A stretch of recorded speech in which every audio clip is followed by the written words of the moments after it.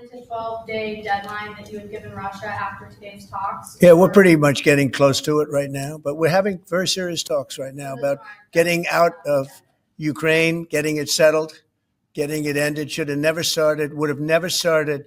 If I were president, it would have never started. And so the key phrase, getting out of, but we're having very serious talks right now about getting out of Ukraine, getting it settled. Getting out of Ukraine, getting it settled. And then he went on to say what he always says, which is it never would have happened if Biden hadn't been president. If he'd have been president, it never would have happened. Folks, I mean, I've had my hopes up many times. And obviously the war hasn't ended yet. But so I don't want to get too, pumped up, but I'm hoping, my goodness, I am hoping that this means the war will end. Obviously, I think there's no question about it that what Tulsi Gabbard revealed has set the stage for this, no doubt about it. This is a recent interview that Tulsi Gabbard gave. I'm not going to show the whole thing, but I mean the fact that the entire Russiagate thing was a hoax, and that we now have smoking gun solid record of that. That's big, and the fact that the liberals they have no response to it. Right? It's just, oh, that's not important. Who cares? It's not a big deal.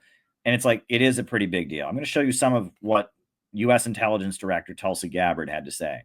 Point here, which again, the mainstream media won't pay attention to, which is Russia actually claimed to have had very negative and derogatory information about Hillary Clinton. That if they had chosen to release that in the weeks leading up to that November 2016 election, it would have very likely had a devastating effect on her campaign. Totally. I mean, that she was addicted to tranquilizers. Yes. And then you now look at that footage of her at the 9/11 ceremony in New York being sort of staggering towards her van and having to be pushed in there. And now you look at that with different eyes. That's right. If that's correct, that she was on tranquilizers.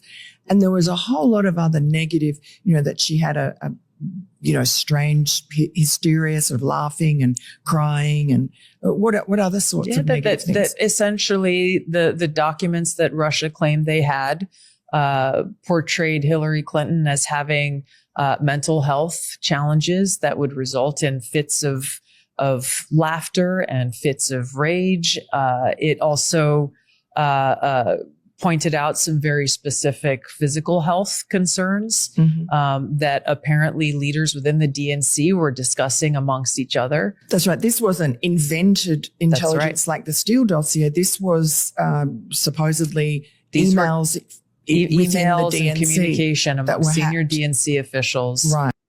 So if Russia had wanted to have Trump win the election, they would have released this information. That's what Tulsi Gabbard is saying. Look, Russia clearly did not rig the elections for Trump, did not try to boost Trump in the election. If they had wanted to, they would have released that Hillary Clinton was addicted to tranquilizers, that Hillary Clinton, was psycho and had, mental health issues where she would laugh and cry hysterically. And that, it was already an issue in the campaign that she lied about her health. She said her health was absolutely fine. She made a joke about her health. Take my pulse. Ha, ha, ha. If Russia had been trying to rig the elections for Trump, they would have released that information to hurt Hillary Clinton. They didn't do it. They did not do it. So the idea that Russia was trying to help Trump win, that Trump's victory was somehow because of Trump, that Trump is beholden to Russia, it's all just bullshit. It's not true. It's just not true. It was all fake news. And the intelligence community did an assessment before the election, said Russia is not trying to help Trump win. They did an assessment afterwards and said Trump did not win because of Russia. And Barack Obama came back and said, no. I want another version of events. That's pretty damning. That's pretty damning. Now, I will say that the Republican establishment and the conservative media, the mainstream media is just ignoring it, but the conservative media is treating this just like it's a scandal about Trump. And it was a plot against Trump. It was that, right? It was a smear on Trump, but it was more than that. It was a smear and an effort to prevent world peace. And that comes up in this interview as well. Oh, this we see with the Durham Annex, which is the latest or one of the latest drops of declassified material that shows that it was really the Hillary Clinton campaign with members of the George Soros Foundation who were deliberately seeding this information to force the White House to have a confrontation with Russia. And it really poisoned. To force the White House to have a confrontation with Russia.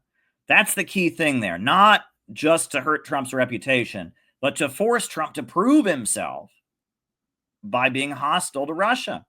And I think Donald Trump's, I think his intent before he came into office was to try and normalize relations with Russia, which would have been a good thing for the world. For the cause of peace. Cause of peace, and allow America to, utilize its efforts on combating China. But instead, we now have America in this proxy war with Russia. Do you think that the Russia collusion hoax was a factor in that? Again, when you look at the actions and the timeline of what came next after this January 2017 Russia hoax intelligence assessment was created, let me actually step back a little bit. After that December 8th and December 9th, the December 9th National Security Council meeting, very shortly, within days after that meeting occurred, was when President Obama made the announcement that there needed to be heightened sanctions against Russia for interfering in the U.S. election. There are many other examples when you look again at President Obama's rhetoric himself and those around him, and the fires that they were stoking resulted undoubtedly in heightened tensions between the United States and Russia, again, making it a very difficult environment for President Trump to make any progress on what he knew coming in was an important objective for the safety and security of the American people, which was to, again, work towards peace. It's the thing that he is continuing to pursue here now in his second term in office as president of the United States. And I think was a big reason why so many people across the country voted for him, both in 2016 and now here in the 2024 election. Just talking. Yeah.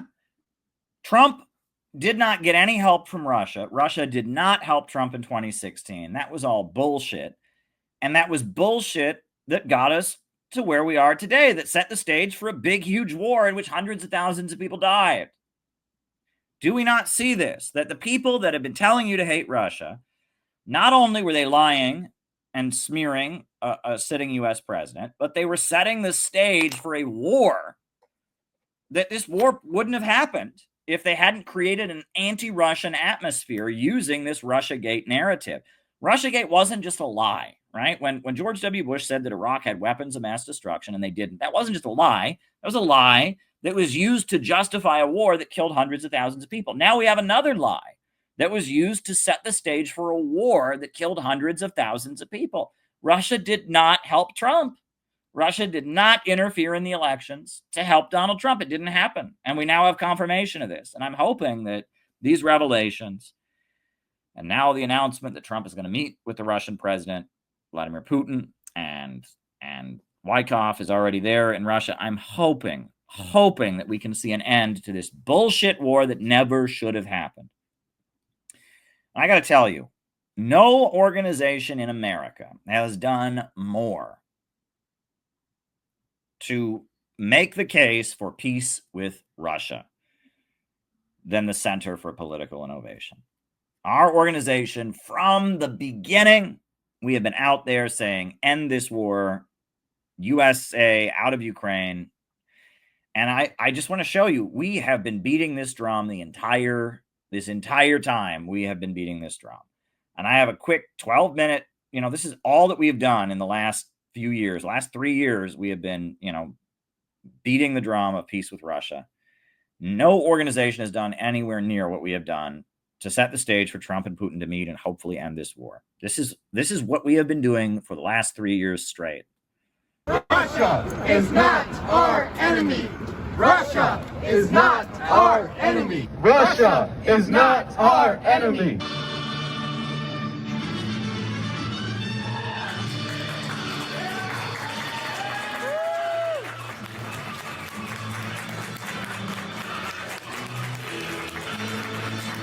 the energy revenue to rebuild the industries of Russia, and he made Russia once again a strong economy.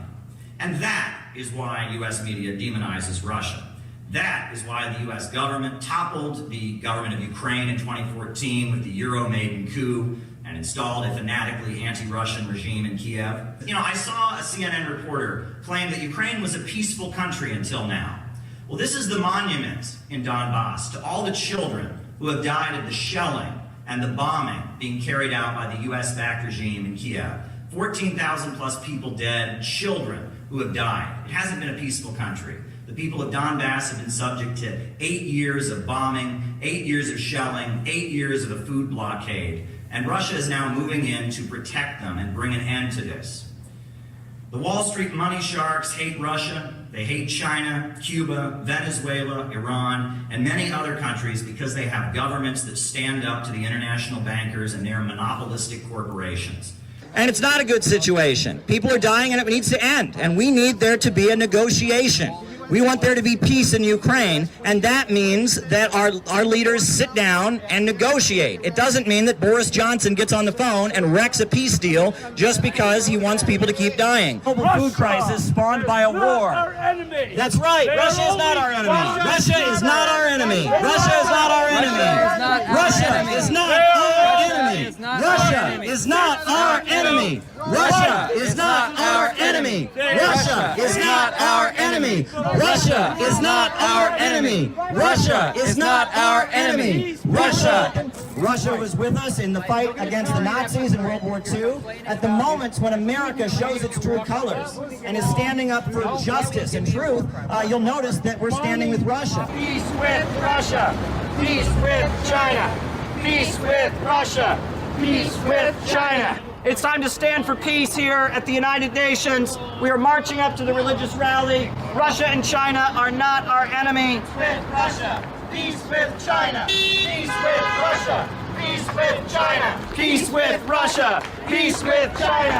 Peace with China. Peace with Russia. Peace with China. Peace with Russia. Peace with China. Peace with Russia. Peace with China. Peace with Russia. Peace with China. Peace with China. Peace with Russia. Peace with Russia. Peace with China. Peace with Russia. Peace with China. Peace with Russia. Peace with China. Peace with Russia. Youth festivals are very, very important to my organization in particular, the Center for Political Innovation. Every meeting that we have, we begin with the pledge.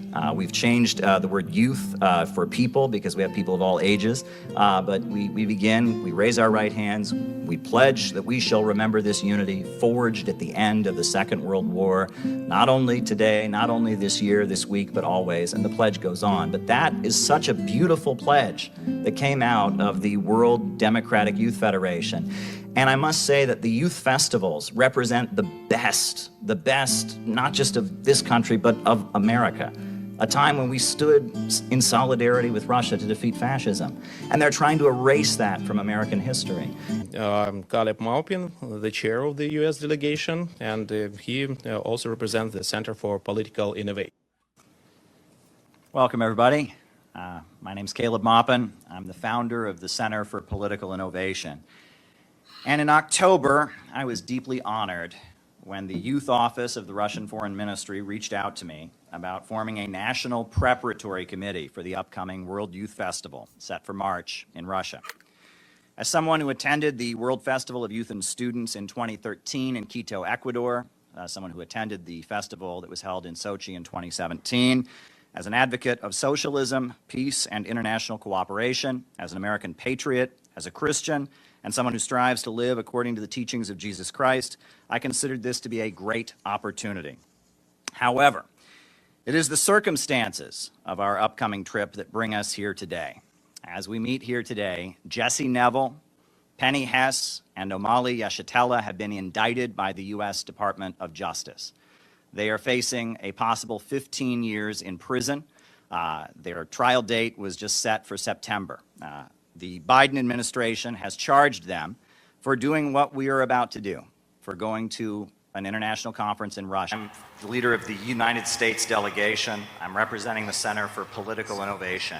And I would like to just thank you from the bottom of my heart for that dynamic interview you gave to Tucker Carlson, in which you showed many, many young Americans a different kind of leadership, because our politicians and our leaders in the United States, they speak in sound bites, they speak in terms of scandal and gossip, but you presented a long-term vision, a scientific view of statecraft, and by getting through to young Americans, you made a difference. Many people who would never have listened to anything you had to say or heard another perspective heard you because of that interview. Now, getting to my question, things between our two countries are not good at this point.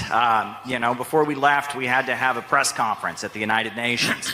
We are concerned about being prosecuted. There are 3 Americans that have already been charged and are facing prosecution, possibly 15 years in prison, simply because they attended a conference like this in Russia, the Uhuru movement, they're called. And we are concerned because I know that I speak for the majority of the American people when I say that we do not want our tax money dumped into this conflict in Ukraine any longer.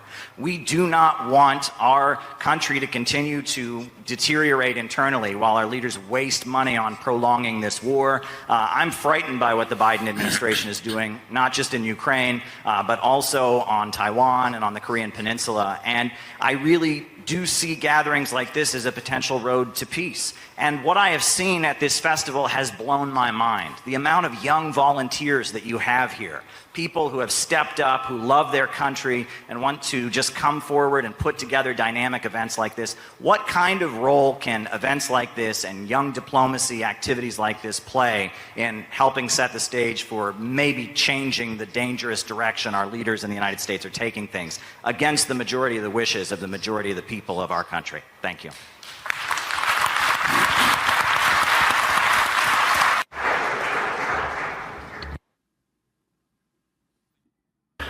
The United States of America is a huge and unique country. In its own way, over 300 years, in just 300 years, which is a small period of time compared to our history, but thanks to the talents of the Americans, it became a superpower, which is an obvious fact. We know outstanding American politicians, we know outstanding American business people, cultural activists, which is an obvious fact. We used to be allies during 2 world wars as we fought Nazism and fascism. What happened recently? After the war, after the alliance, the United States and the Soviet Union started dividing the world, and they did so successfully. And based on this balance of powers, they created international relations and created the modern system of international law. Then the Soviet Union ceased to exist for a number of reasons. I will not go into detail, but they were mainly internal reasons. There is one superpower remaining, represented by your country. The way your elites use this monopoly to global domination is dubious. In my opinion, the United States failed to bear this burden of responsibility that they happen to bear. They created monopoly, strengthened it. I don't mean the American people, I mean the ruling elites. While strengthening their monopoly, they soon faced a situation where the overwhelming majority of countries disliked it. And so, step by step, it became obvious to everyone that there is resistance to the forming global order.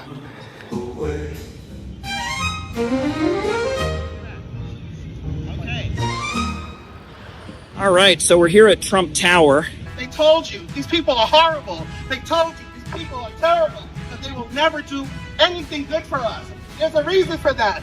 It's called money. It's called power. They want to weaken you mentally. They want to capture your spirit. stomp you out and tell you, why bother? Why get out of bed in the morning? Why do anything worthwhile? No! Great again. This was a great moment when Trump talked to Kim Jong-un and started the process of peace on the Korean Peninsula.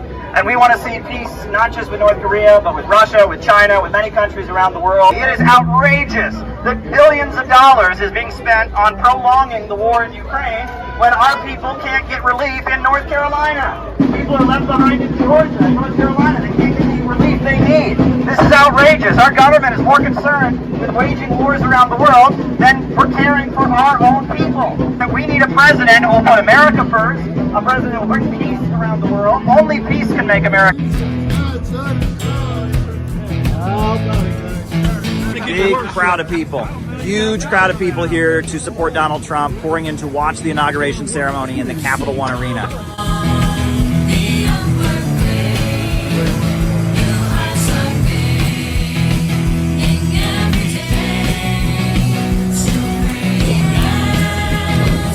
Yeah, set up here, over there.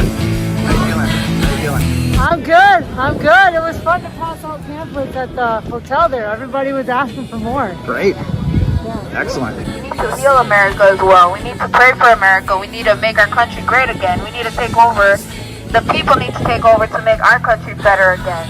And I hope Trump can help us with that. Donald Trump for one of the greatest moments of his first presidency, when he went to a country that America has technically been at war with since the 1950s and gave peace a chance. We want to make peace around the world. Yeah. Yeah, folks, no organization has worked harder to bring about peace with Russia in America. We, like you saw in that video,